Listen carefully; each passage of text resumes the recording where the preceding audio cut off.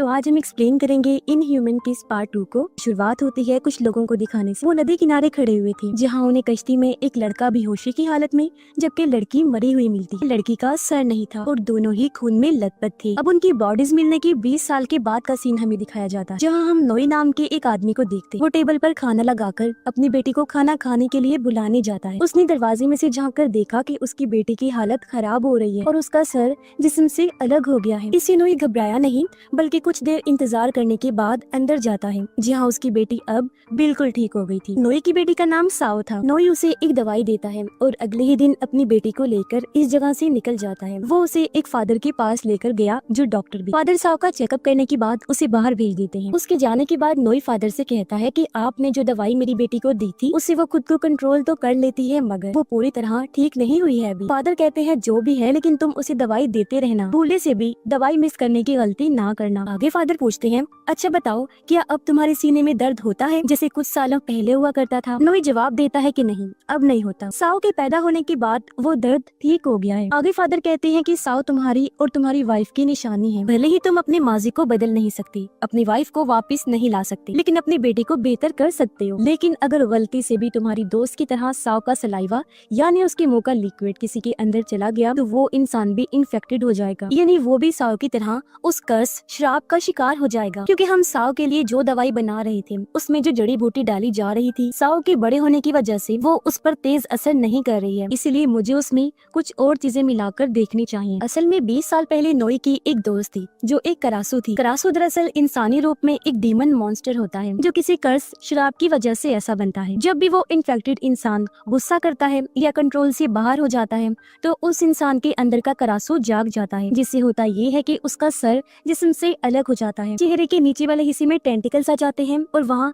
लाल रोशनी जलने लगती है। ये करासू जानवरों और मुर्गियों को खाकर अपना पेट भरते हैं। फिर अब नोई की वो करासू दोस्त उसके करीब आ जाती है जिससे नोई भी इन्फेक्टेड हो गया। लेकिन उसके दोस्त को गाँव वालों ने करासू के रूप में जब देखा तो उसे मार डाला क्योंकि वो उनकी सभी जानवरों को मारकर खा गई थी। उसकी वजह से कई और लोगों की मौत भी हुई। अब कहानी की शुरुआत में कश्ती में बिना सर की जो लड़की हमने देखी वो नोई की दोस्ती थी, लेकिन उस टाइम वो मर चुकी थी और उसके साथ वाला लड़का जाहिर है नोई था। फिर अपने दोस्त के गुजर जाने के बाद नोई ने एक दूसरी लड़की से शादी कर ली जिसे भी वो प्यार किया करता था, लेकिन क्योंकि नोई अपनी दोस्त से इन्फेक्टेड हुआ था तो उसकी वजह से अब उसकी वाइफ भी इन्फेक्टेड हो गई, यानी वो भी करासू बन गई। मगर फिर उसने साओ को पैदा किया और जब गाँव वालों को पता चला कि नोई की वाइफ करासू है तो उन लोगों ने उसे मार दिया। लेकिन अपने माँ बाप की वजह से साओ भी करासू से इन्फेक्टेड थी, मगर नोई उसे बाकी लोगों से छुपा के रखता था ताकि लोगों को उसकी सच्चाई पता न चल जाए, क्योंकि अपनी वाइफ और दोस्त की तरह वो अपनी बेटी को खोना नहीं चाहता था। अब हमें फिर से साओ दिखाएगी जो फादर के घर में इधर उधर घूम रही थी। तभी उसे अपनी ही उम्र का एक अजीब सा बच्चा दिखाई देता है जिसका नाम क्लाउड था। उसके सर से लेकर पाँव तक सारे बाल सफेद थे,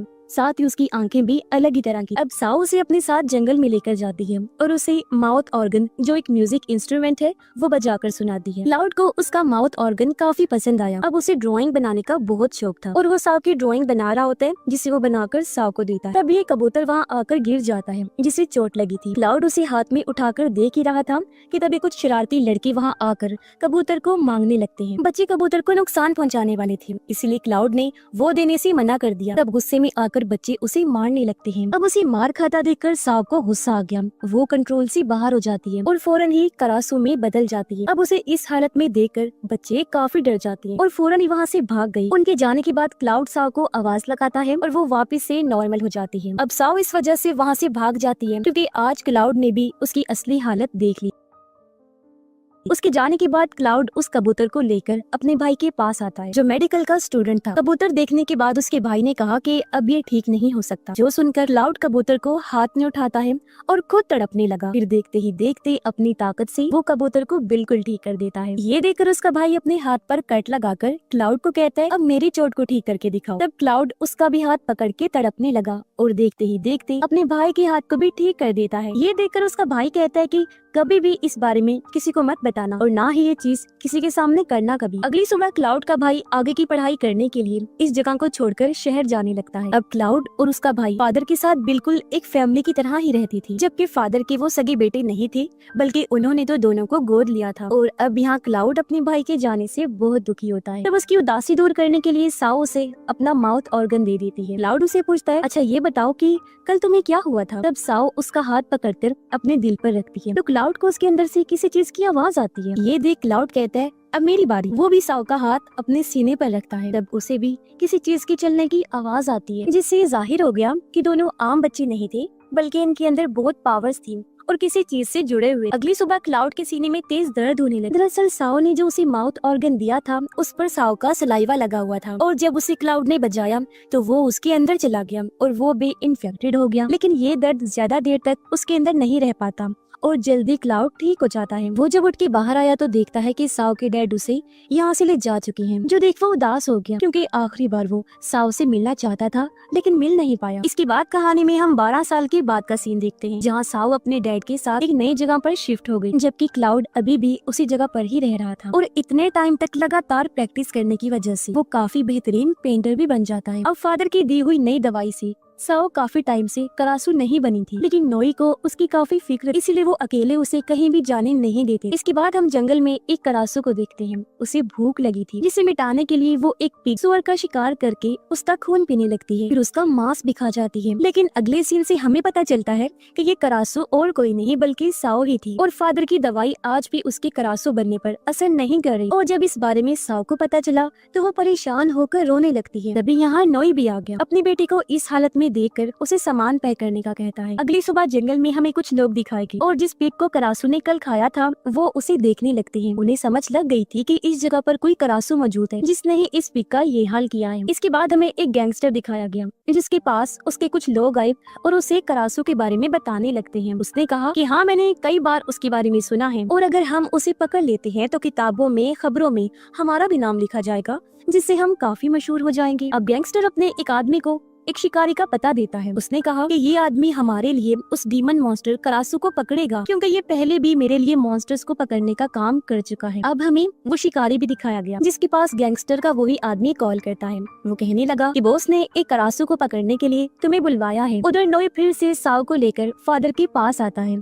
और उसकी हालत के बारे में बताता है, जो सुनकर फादर ने कहा अब क्योंकि साओ बड़ी हो चुकी है तो हमें इसकी दवाई में कुछ और चीजें मिलाकर देखनी होंगी। वो नोई को कहते हैं तुम कुछ दिन के लिए साओ को लेकर मेरे घर पर छुप सकते। कुछ देर के बाद साओ क्लाउड के कमरे में गई और उसकी बनाई हुई पेंटिंग्स में से एक को देखती है जो बेहद खूबसूरत थी। इतने में क्लाउड भी आ गया। दोनों एक दूसरे को इतने टाइम के बाद देखकर बहुत खुश होते हैं और एक दूसरे का हाल पूछते हैं। साओ देखती है कि क्लाउड ने आज भी उसका माउथ ऑर्गन अपने पास संभाल के रखा हुआ है, जो देख उसे काफी खुशी होती है। तभी यहाँ क्लाउड का भाई भी आ गया, जो भी अभी ही मेडिकल की पढ़ाई खत्म करके वापस लौटा था, और फिर सब मिलकर खाना खाते। अब आधी रात को उसका भाई क्लाउड से मिलने आया। वो पूछता है अच्छा बताओ मेरे भाई, क्या तुम अभी भी अपनी ताकतों से जख्मों को ठीक कर सकते हो? लेकिन इस पर क्लाउड कोई जवाब नहीं देता। उसके भाई ने कहा कि मैं पिछले 10 साल से इस चीज पर रिसर्च कर रहा हूँ, लेकिन मैं ये नहीं पता लगा पाया कि तुम्हारे पास वो ताकतें कहाँ से आईं। उधर फादर करासू जड़ी बूटी से साओ के लिए दवाई बना रहे होते हैं। अब देर रात हम जंगल में फिर से साओ को देखते हैं, जो करासू बनकर एक जंगली जानवर को खा रही होती है।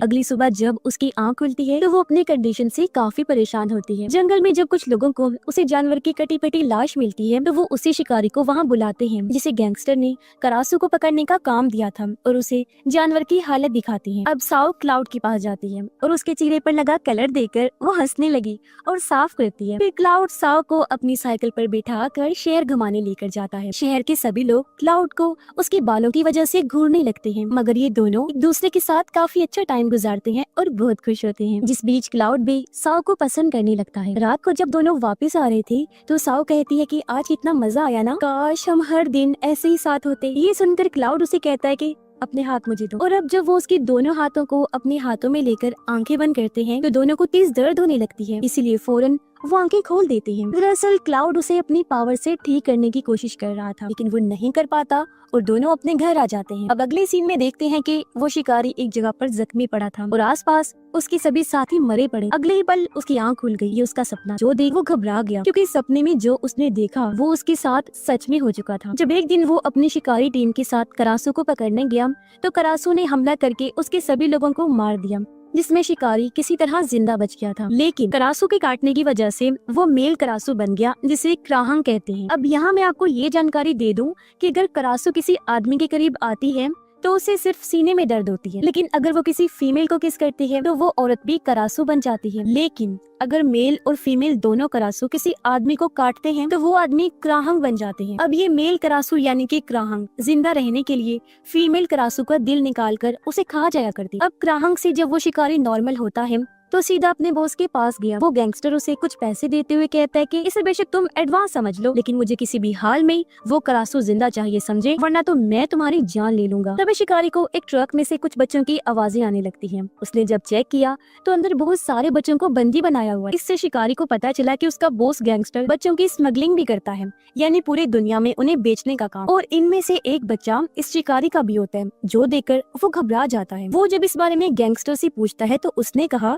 कि मैंने इन बच्चों के बदले इनकी माँ बाप को बहुत सारे पैसे दिए हैं, और अगर तुम चाहते हो कि तुम्हारा बेटा तुम्हें वापस मिल जाए तो उस करासू को मेरे पास लेकर आओ। अब पूरी रात साउ दर्द से तड़पती है क्योंकि उसे भूख सता रही थी। फिर अगली सुबह दिखाया जाता है कि एक फार्म में बहुत सारी मुर्गियों को मारकर किसी ने खा लिया था, जो काम भी जाहिर है साउ का ही था। तब इस फार्म में बहुत सारे लोग वहाँ की कंडीशन को देखने आते हैं, जिनमें नोई और फादर भी शामिल। नोई फादर को कहते हैं कि अब हमारा यहाँ रहना साउ के लिए ठीक नहीं होगा, हमें यहाँ से चले जाना चाहिए। उधर अपने कमरे में बैठकर साउ रो रही, वो अपनी इस हालत से काफी परेशान हो गई थी। अब उसे मार्केट ले जाने के लिए यहाँ क्लाउड आता है, पर क्योंकि साउ का मूड ठीक नहीं था इसलिए वो उसे देखकर छुप जाती है। कुछ टाइम के बाद नोई अपनी बेटी साउ को जब वहाँ से ले जा रहे थे तो क्लाउड उसके पास आया। वो बस साउ को देखता ही रहता है, जिसके बाद दोनों बाप बेटी अपने पुराने घर के लिए निकल जाते। क्लाउड का भाई और फादर करासू जड़ी बूटी पर रिसर्च करे ताकि वो साउ के अंदर के करासू को हमेशा हमेशा के लिए खत्म कर सके। आधी रात को बीच सड़क पर अपनी गाड़ी में बैठे हुए हम शिकारी को देखते हैं, जो करासू का इंतजार कर रहा था। पर तभी उसके अंदर का क्राहंग बाहर आने लगा, जिस वजह से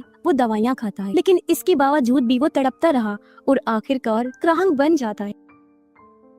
अब उस पर नजर रखने के लिए गैंगस्टर ने अपने दो साथियों को भी भेजा था, जो उसे क्राहंग बनते हुए देख लेते हैं, इसलिए वो उन्हें बेरहमी से मार डालता है। उधर साओ जब सो रही थी तो उसका सर फिर से जिस्म से अलग हो जाता है, जो देखकर नोई दरवाजे को बंद कर देती है ताकि उसका सर उड़कर बाहर न चला जाए। उन्होंने मजबूती से दरवाजे को बंद करके रखा। हालांकि करासू बाहर निकलने की बहुत कोशिश करती है, लेकिन वो किसी भी हाल में उसे रोके रखने के लिए दरवाजे से नहीं हट। फिर अगले ही दिन वो खून से भरे हुए सभी कपड़ों को जला देते हैं ताकि किसी को भी साओ के करासू होने के बारे में पता न चल जाए। इतनी ही देर में यहाँ फादर आ जाते हैं, उनके साथ क्लाउड और उसका भाई भी। अब क्लाउड को देखकर साओ काफी खुश हो जाती है। फादर साओ के लिए और अच्छी दवाई बनाकर लाए, जिसे वो नोई को दे दे। क्लाउड का भाई घर देखने के लिए जब वहाँ घूमने लगा तो वो नोई के फार्म हाउस में भी चला जाता है। उसने देखा कि नोई भी करासू जड़ी बूटी पर रिसर्च कर रहे हैं, क्योंकि वो भी एक मेडिकल की स्टूडेंट हुआ करती। साओ क्लाउड को नदी किनारे लेकर गई, जहाँ वो उसे उसी का दिया हुआ माउथ ऑर्गन बजाकर सुनाता है, जिससे साओ को काफी अच्छा लगा और अब उसे खुश देखकर क्लाउड भी खुश हो जाता है। रात को साओ जब सबके सोने के लिए बिस्तर लेकर जा रही थी तो अचानक उसे जोरों का दर्द होने लगा और वो जोर से चिल्लाने लगती है।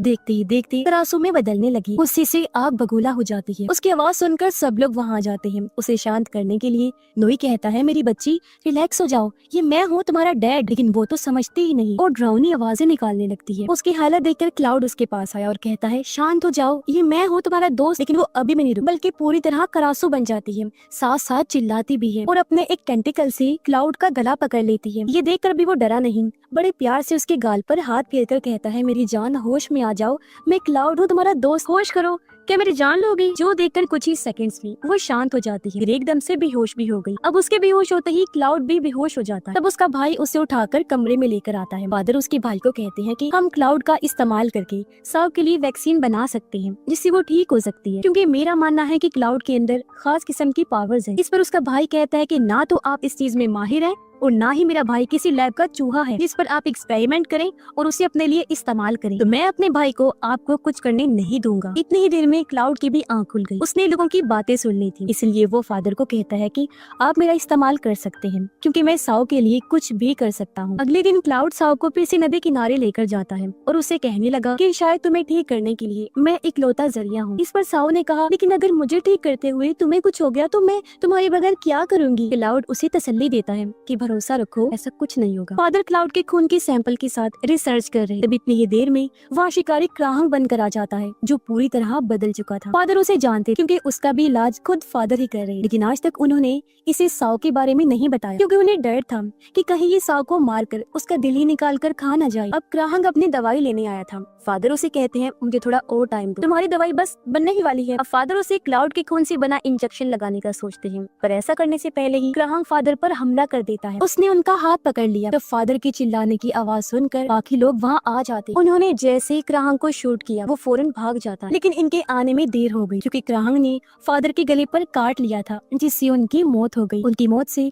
क्लाउड के भाई को बहुत दुख होता है।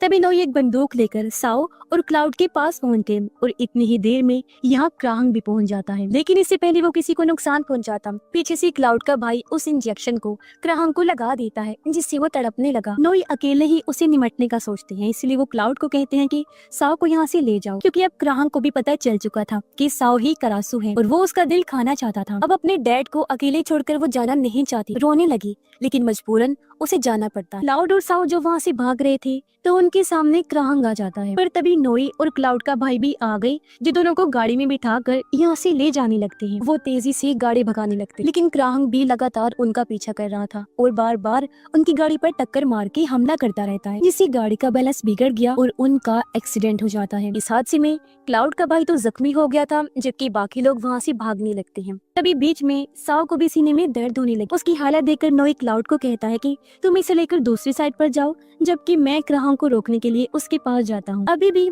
वो अपने डैड को छोड़ के जाना नहीं चाह रही थी, जिस वजह से उसके डैड साओ को समझाते हैं और उसका हाथ काट कर साओ का खून अपने जिस्म पर लगा लेते। साओ का खून सुनकर क्राहंग नोई की तरफ आने लगता है, एकदम से झपट कर हमला कर देता है। नोई भी नहीं रुकते, हमला कर देते हैं और इन दोनों के बीच बराबर की लड़ाई चलती रहती है, खूब हाथापाई होती है। फिर नोई उस पर अपना कंट्रोल बनाकर शूट करता है, लेकिन वो छुप गया था। क्लाउड जब साओ को संभाल रहा था तो दर्द से उसकी हालत और खराब हो जाती है और देखते ही देखते अब वो भी करासो बन जाती है। पूरा नहीं उसका सर जिस्म से अलग हो जाता है और अब वो उड़कर अपने डैड की तरफ जाने लगती है। ये जब पहुंची तो नोई उसे बड़े प्यार से देखते हैं और रोने लगते हैं। तब साओ भी एक अच्छी बेटी की तरह अपने टेंटिकल से डैड के आंसुओं को साफ करती है। बाप बेटी के दरमियान इमोशंस का ये सीन चल ही रहा था कि तभी पीछे से क्राहंग आ जाता है। वो नोई के अंदर अपना हाथ घुसाकर उसका दिल बाहर निकाल लेता है, जो देखकर साओ दुखी होकर रोने लगी। साथ ही उसे गुस्सा भी आ रहा था, वो चिल्ला रही थी, लेकिन यहीं पर ही नोई की दर्दनाक मौत हो जाती है। अपने डैड की वजह से साओ की आंखों में जैसे खून उतर आया हो और वो गुस्से से